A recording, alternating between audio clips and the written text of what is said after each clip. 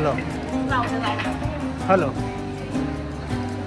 Louder and closer, don't worry. Hi.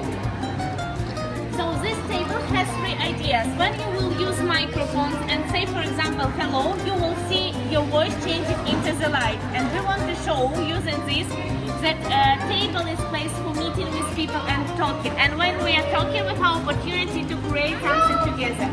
So just try to say, for example, hello. Hello.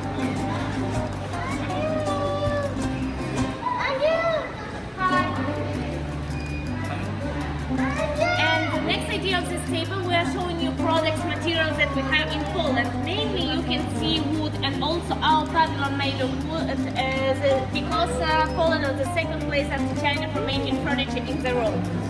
This area also shows you Tatra Mountains region, which made of wood and also copper. After making copper, we get silver in Poland. And also we want to show you next materials and resources that we have in Poland. So 3D printed technology using aluminium, ceramic, young building materials and glass.